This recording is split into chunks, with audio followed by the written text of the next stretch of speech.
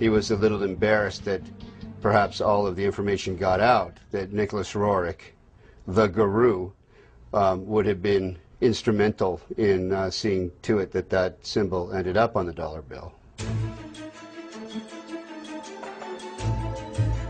We took a trip to the master building and met with the building's historiographer, Mildred Spicer. She lives inside one of the apartments with a view through the right-angled windows that are famous for being the first of their kind. Whether or not they were intended to represent the Pythagorean right triangle, a favorite symbol among Masons, is for the viewer to decide. Roerich's idea was to have that Mason symbol put on the dollar bill, so every resident in the U.S. is connected to Roerich through the dollar bill. While we were there, Mildred confirmed that Roerich's chief financial supporter, Louis Horch, was in fact a 33rd degree Freemason. And that was given, was sent to me by Oriole. Her father was Louis Horch, and she and her mother, Nettie Horch, were very involved with the museum. And during this time, they were caught up in the mysticism of Roerich. And those who were part of Roerich's inner circle were invited to the highest level.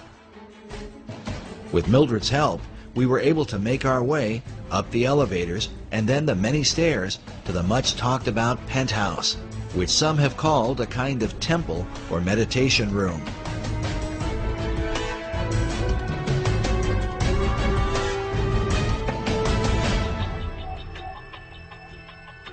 There, is that where they had their meditation? No, meditation was right back of you. We were that apartment, and it was... Behind this green door may well have been the place where Nicholas Roerich met with men like Manly Hall, Henry Wallace, and countless others to discuss America's secret destiny and quite probably the occult design of the Great Seal. The penthouse is currently used as an apartment, and we were unable to see inside of it. But we followed Buff Perry onto the roof to get a look at the architecture from the exterior.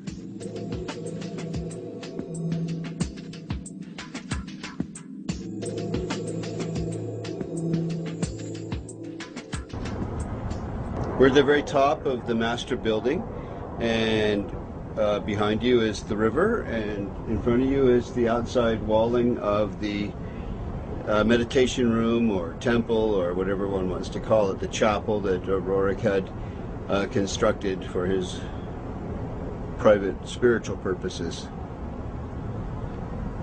So it's right on the other side of this wall. Yeah, it's just all this in here. And that's the very top.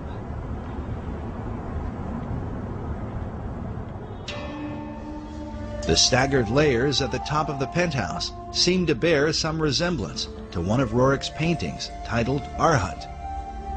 In Buddhism, Arhat is the highest level of enlightenment, said to be the ultimate goal of nirvana. In Roerich's painting, notice the image of the Buddhist figure sitting inside the staggered stones, perhaps a symbol for the enlightened esoteric elite in the meditation room.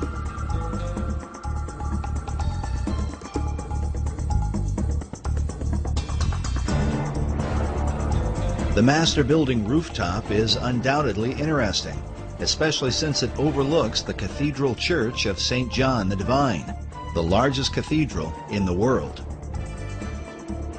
where many of the occult concepts of America all seem to come together. What's interesting is that much of the cathedral was being built during FDR's administration. On the outside there is a cross before what is called the Rose Window, an obvious symbol of Rosicrucianism. Inside the cathedral, we find praying saints alongside lurking demons. An image of what looks like a Zoroastrian Maitreya hangs upon a cross at the altar. Meanwhile, an upside-down cross is seen in one of the alcoves, serving as a monument to September 11th. Elsewhere, a phoenix bird is carved beneath the pulpit.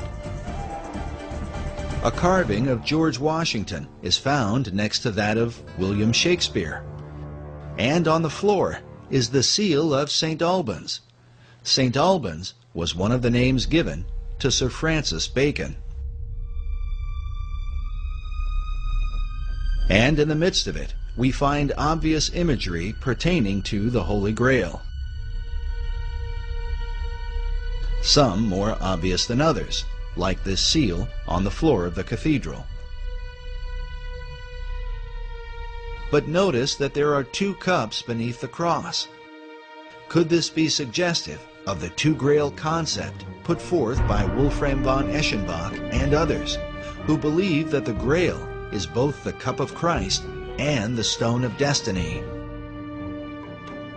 It is worth noting that Grail legends were of great importance during the time of FDR and the whole World War II generation.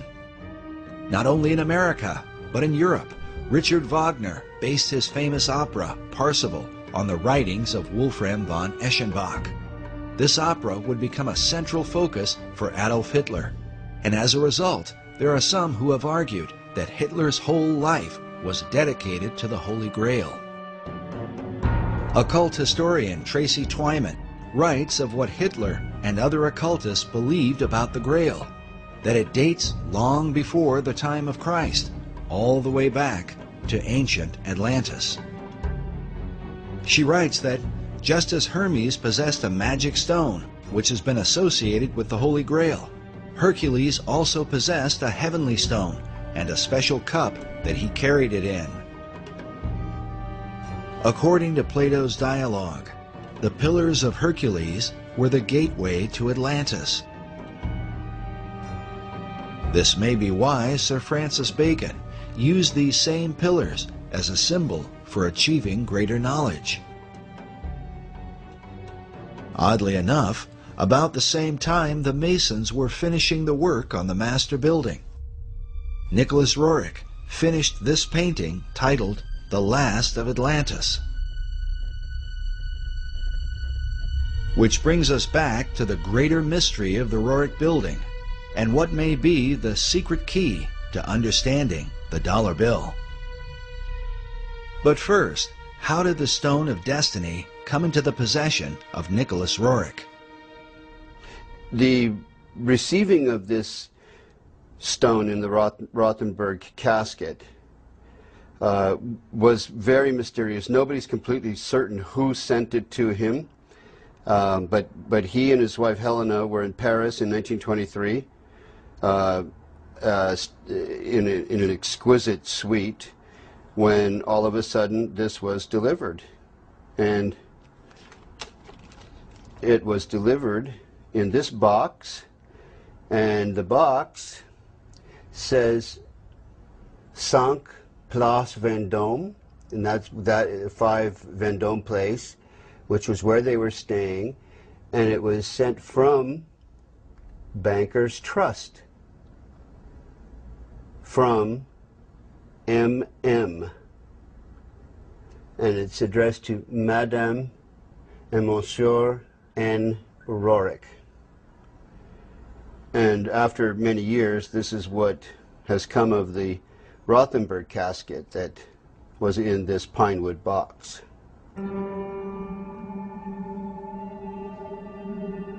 But why would this artifact have been delivered to Nicholas Roerich? And could it have really ended up inside the cornerstone of the master building, as Buff Perry and others believe?